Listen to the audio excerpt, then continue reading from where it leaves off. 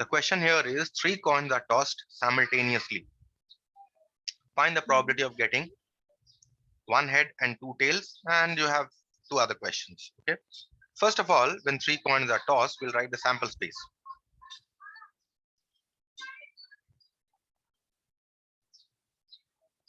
Sample space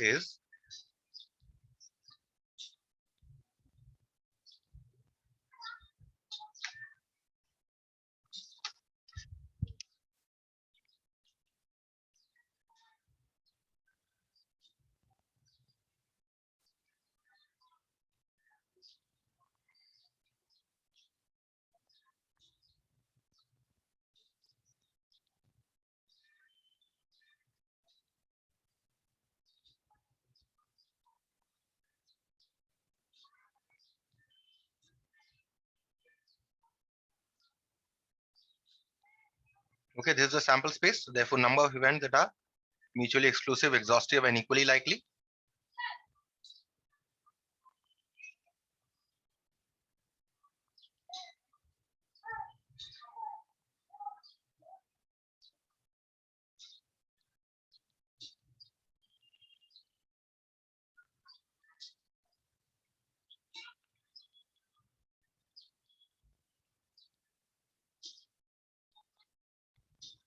Is 2 cube equal to 8.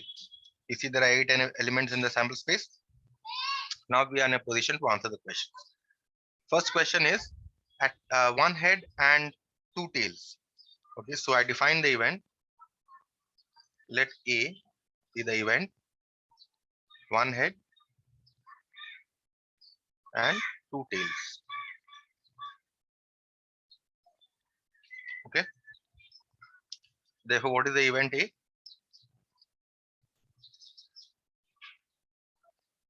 HTT,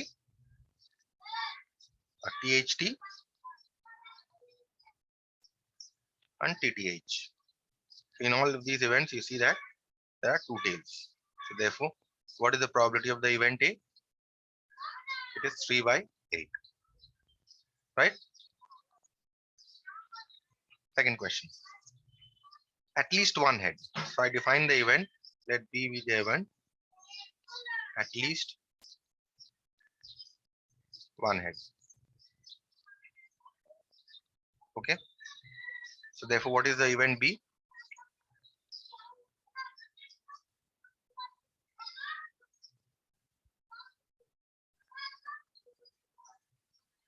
At least one head means one or more heads.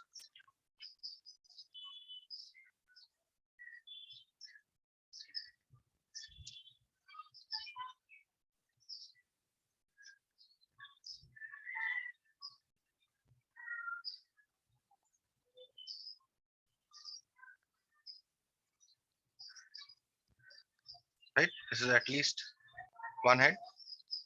Therefore, what is the probability of the event B? How many events are there in favorable to the event B? There are 7 events, so 7 by 8. Okay. Now this problem can also be done in another manner, and which is obviously a better way. What is the complementary event of the event that at least one head? So let us define the event uh, B as all three heads. Right? So therefore, what is the event B bar or the complementary event? At least one head. Right? Now we know that probability of getting all three heads is only one, right? 1 by 8, right? Hence, required probability B bar, the complementary event of B is equal to 1 minus PB, which is equal to 1 minus 1 by 8, which is equal to 7 by 8. Clear with this? Yes, sir. Third question. Here, if you see, the third question is not more than two heads. So we define the event C as not more than two heads.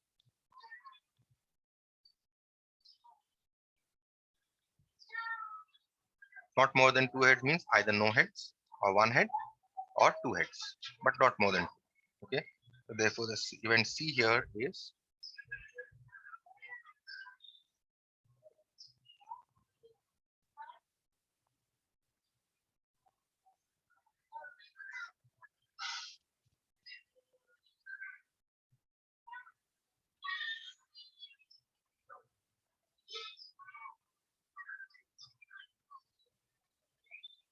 right. All these events, TTT is also an event because it contains no heads, right? So therefore, required probability PC. So there are 7 events, 7 by. Okay. So we move on to the next problem then. Number 3.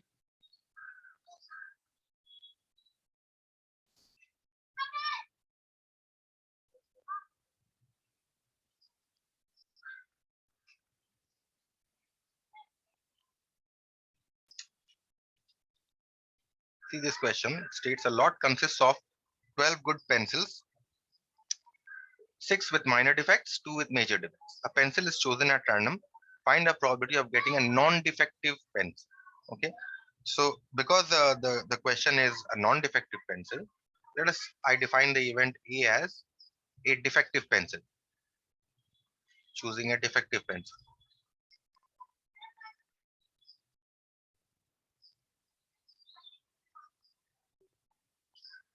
What should be the event A bar then? A complementary event of A, choosing a non-defective pencil.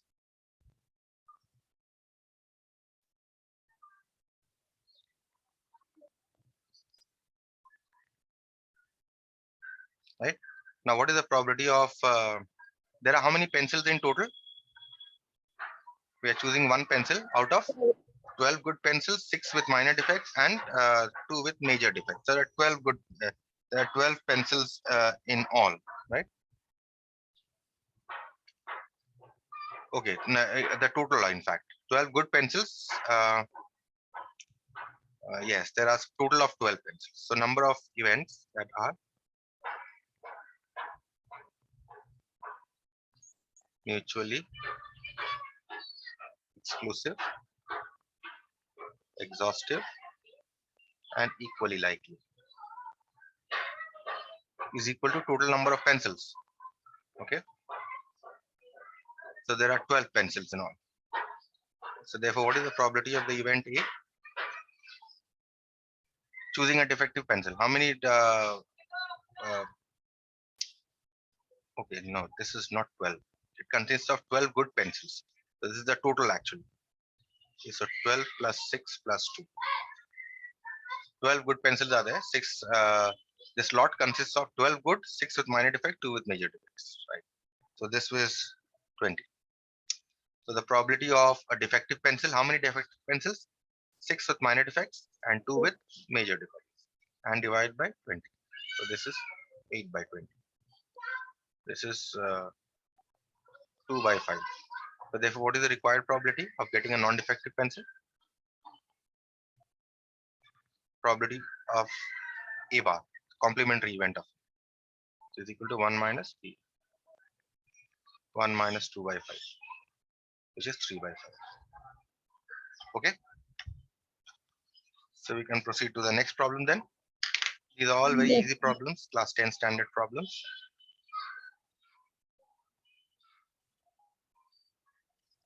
Number 4.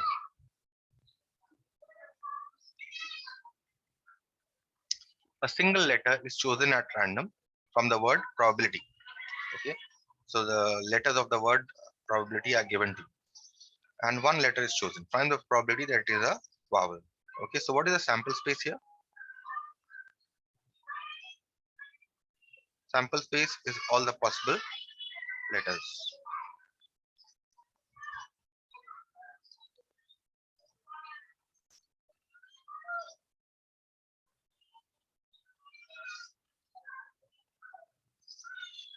Okay, now B is repeated, but still we will write because that is an element in the sample space. Okay. So number of events that are mutually exclusive, exhaustive, and equally likely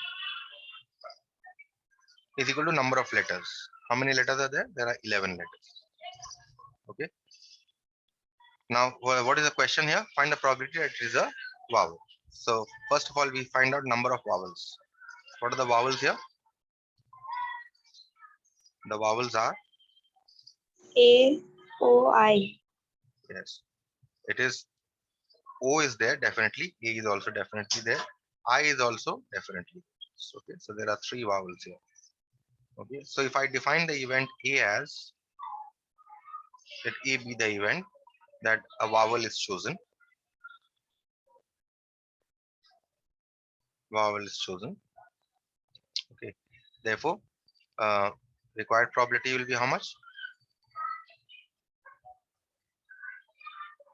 Probability of A, which is equal to three vowels are there divided by total number of letters 11.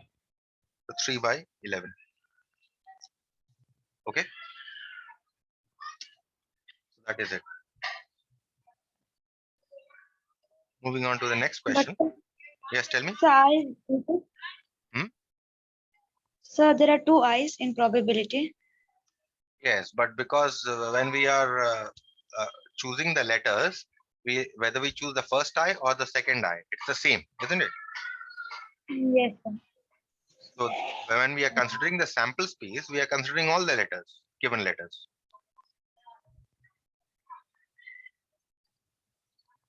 Right? So when we are considering the sample space, we consider all the letters of the word. But when we are choosing whether I choose this I or whether I choose this I, it makes no difference, right? So that is why when we are writing the number of events that are favorable, we write only one I. Okay. Okay, sir. Okay, sir.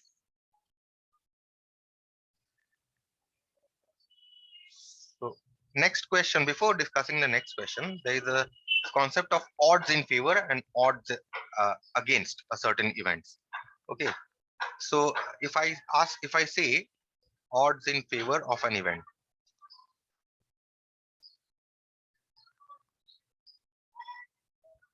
an event say A. Okay. Suppose if I give you, let the odds in favor,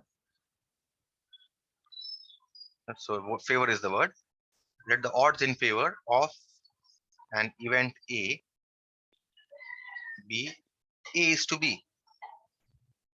Then we write the probability of the event A is the precedent. Okay. So sorry, the antecedent A of this ratio divided by A plus B, the sum of the antecedent and the precedent. Okay. Now suppose if I tell you, if I ask you,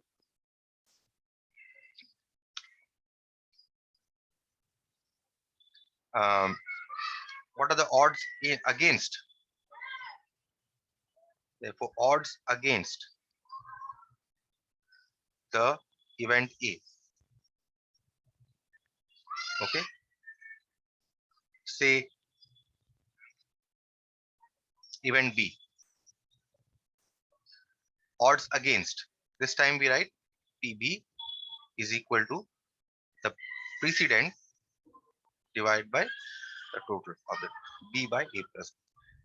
Okay. So if I ask you, what is the odds? Suppose the odds in favor of a horse winning the race is 2:3. Then what is the probability that the horse will win the race? 2/5. Right? What is the probability that the against the horse winning the race? 3/5. Right? So take note of this word favor and against.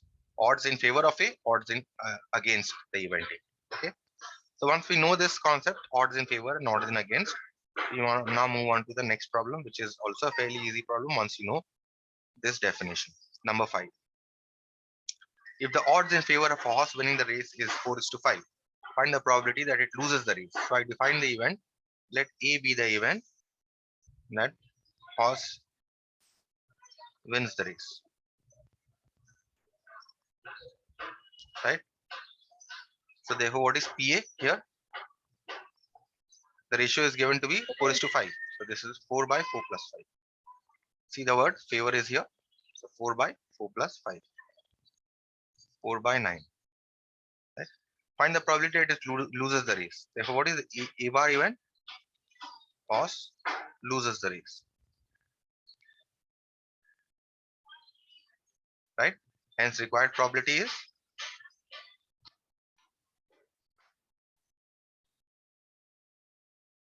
P A bar, which is equal to 1 minus PA, which is equal to 1 minus 4 by 9, which is 5 by 9. Okay, as simple as this. Next question.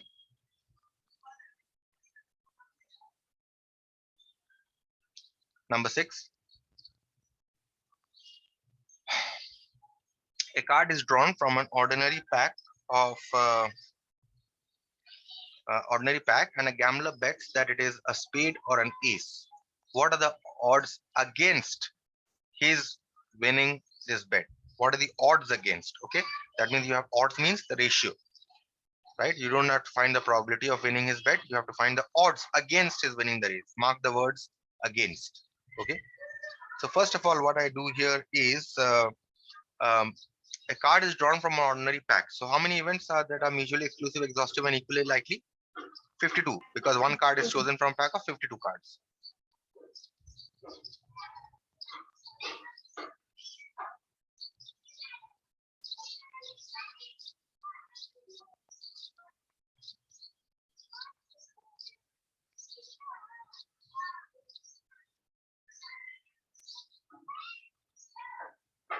Which is equal to 52.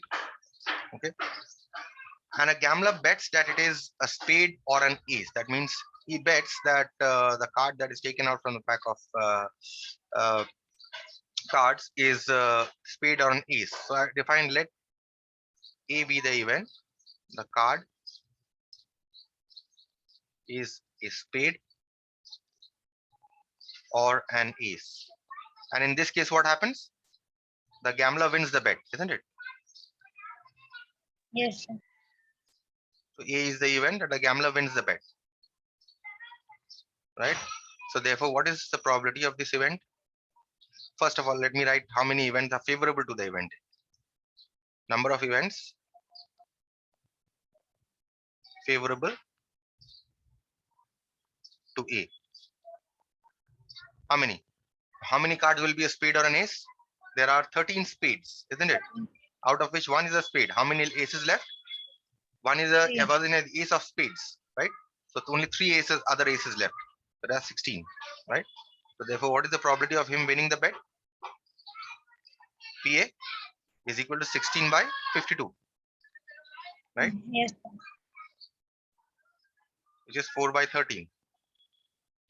And what is the probability that because we have to calculate the odds, so what is the probability of the gambler losing the bet?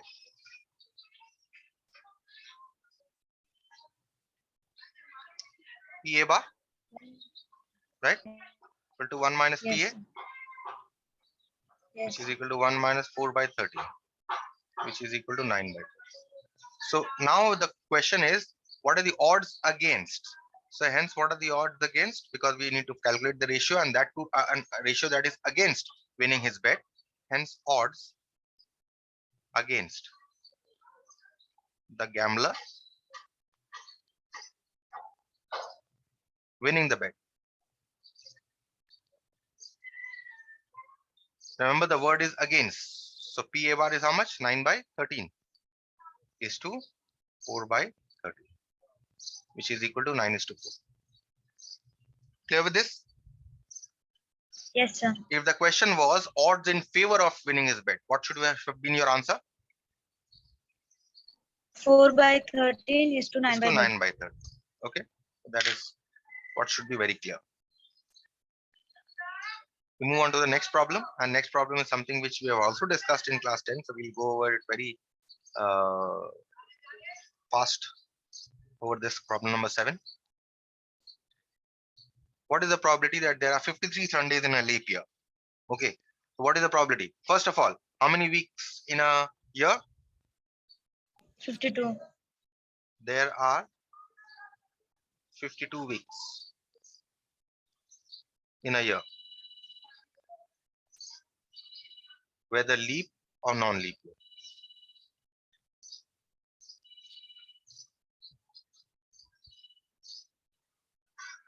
Right? So this accounts for how many days? 52 weeks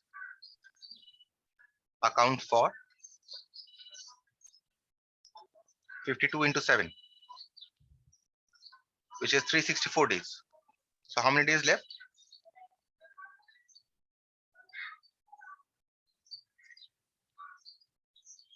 366, because we are talking about a leap year here. So 366 minus 364, 2 days. So how many Sundays will be there? 53 Sundays. If among these 2 days, if one day is a Sunday, then there will be 53 Sundays, right? So what is the sample space here? What are the various possibilities?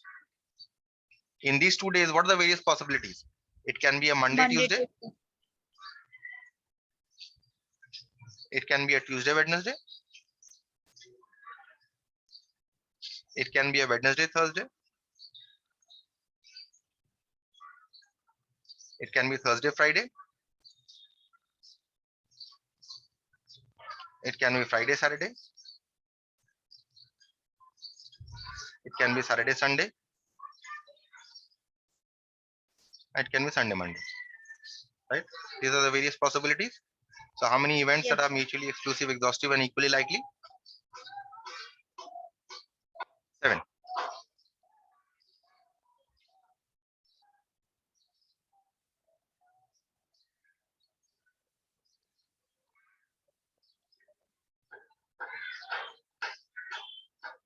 So if I define the event A as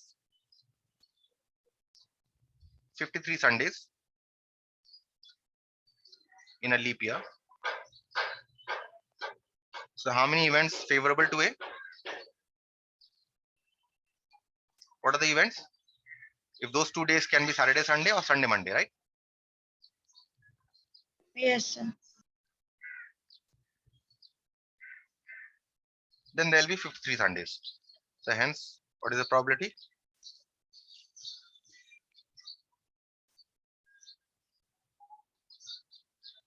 Probability of the event A, which is equal to 2 by 7. Clear? Move on to the next one Yes, then. sir. Yes, sir.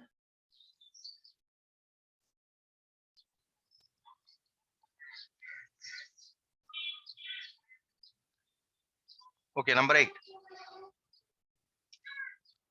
What is the probability that all 3 children in a family have? First question is birthdays on the same day, birthdays on different days. And they have asked you to assume 1 year is equal to 365 days. Okay. So there are 3 children in the family. Okay. Each child can have birthday in each of the 365 days, right? Any of the 365 days. So Yes, one sir. child can have his birthday in how many ways? 365 ways, right? One child can have a birthday on any day of the year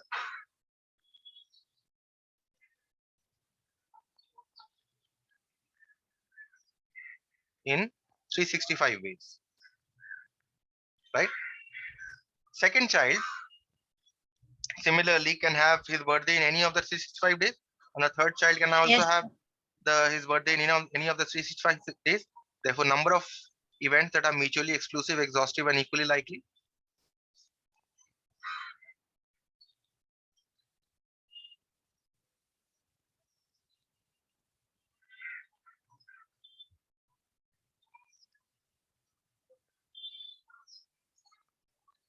First child in any of the 365 ways, next child also in any of the 365 ways, and the third child also in any of the 365 ways.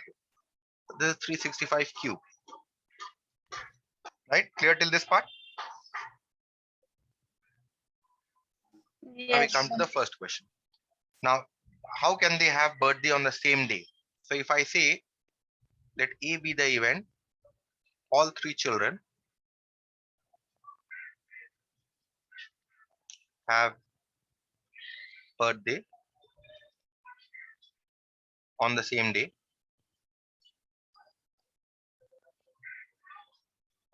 So for how many events favorable to A?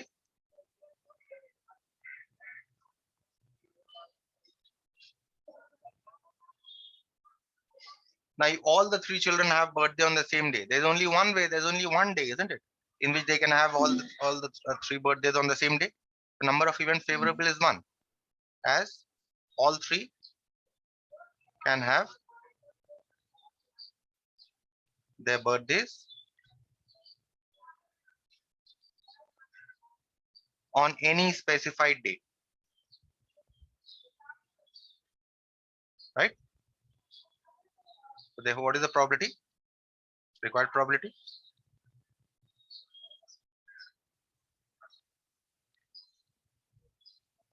PA, which is equal to 1 by 365 cube.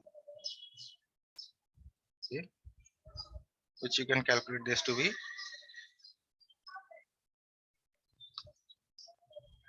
very small possibility, right?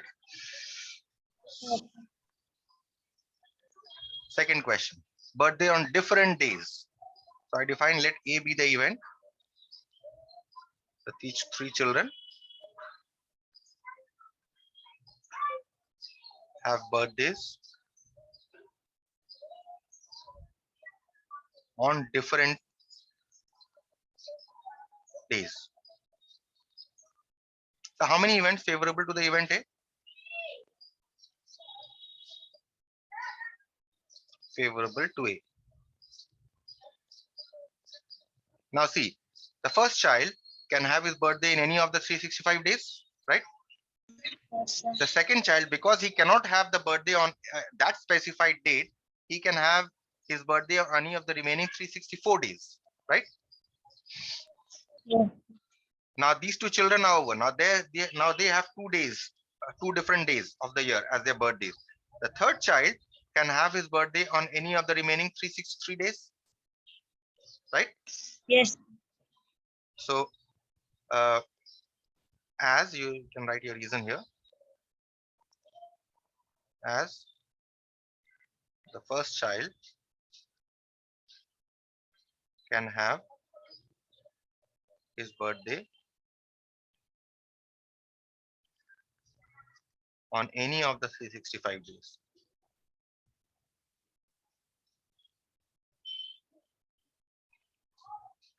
The second on any of the 365 minus 1 equal to 364 days. And the third on any of the 364 minus 1 equal to 363 days, right? Hence, what is the required probability?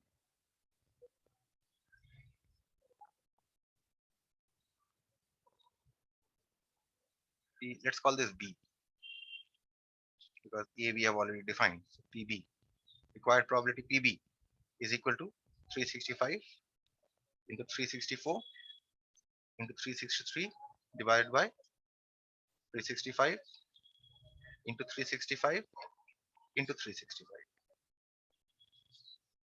This cancels. So you will get, multiply the numerator, multiply the denominator,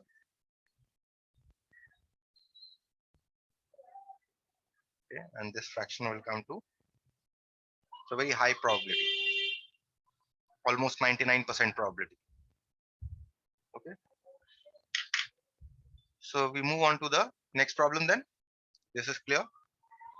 Yes, sir. Now we move on to the problem from permutations and combinations. Now this will require the concept of your permutation and combination that we have already discussed earlier.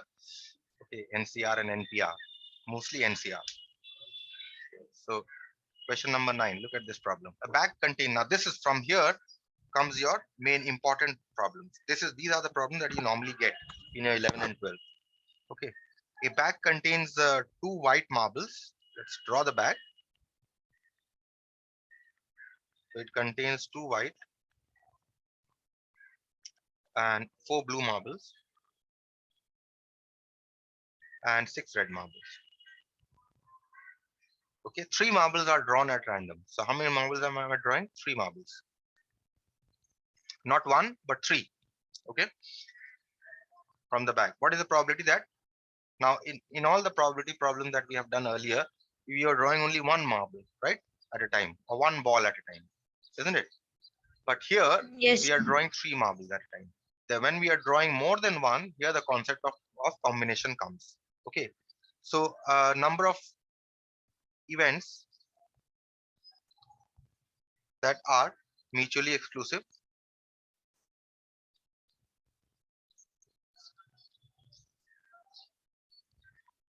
exhaustive and equally likely. So how many? See how many total number of balls here, or 12. marbles, whatever. There are 12, right? So out of 12, I'm choosing 3 marbles. And how many ways can I choose? Any 3 marbles? 12C3, right? So Yes, out sir. of 12 marbles, I'm choosing 3 marbles, which can be done in 12C3 ways. That is why number of events that are mutually exclusive, exhaustive, and equally likely is 12C3. Now, remember when we were drawing 1 marble at a time in class 10, what was happening back then?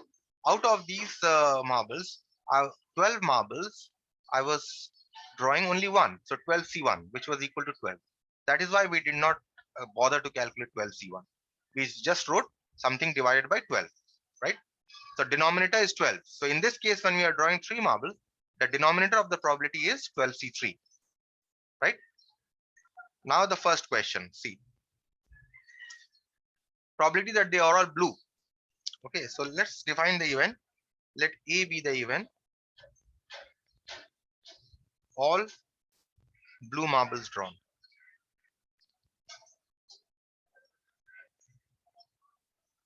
So how many events are favorable to the event A?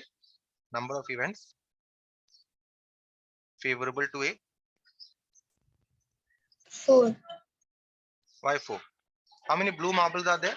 There are 4 blue marbles. 4. But I am selecting 3. All 3 must be blue. So out of these 4 blue marbles, 3 blue marbles can be selected in 4C3 ways, right?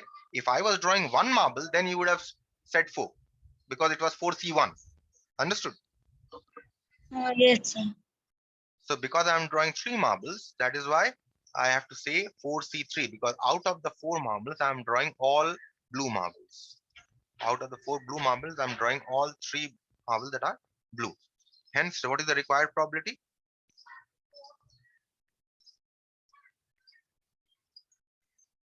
Is PA, which is equal to 4C3 divided by 12C3.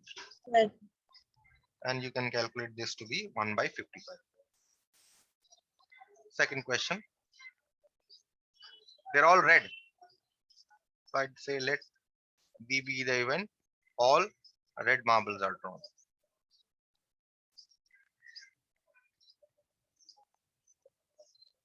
So how many events favorable to B? 63. 6C3.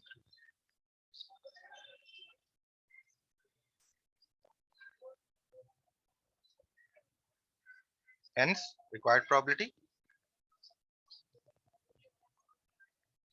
63 by 12C3. yes, 63 by 12C3. So this comes to 1 by 11.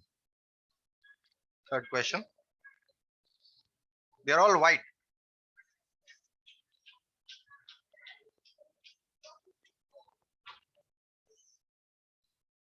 So I defined the event C as all white marbles are drawn.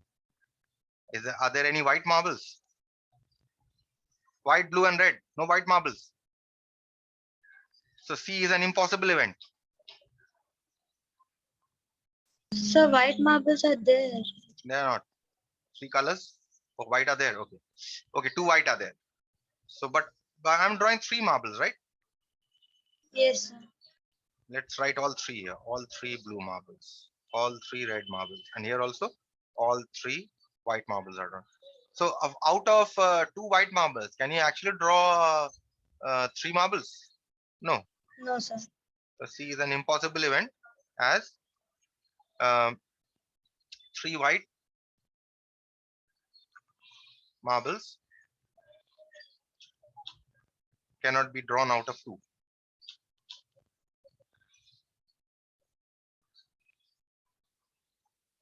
Hence required probability 0.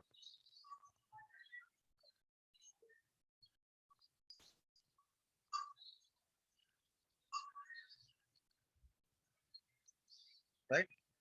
That's it. 3 questions. I'll stop here.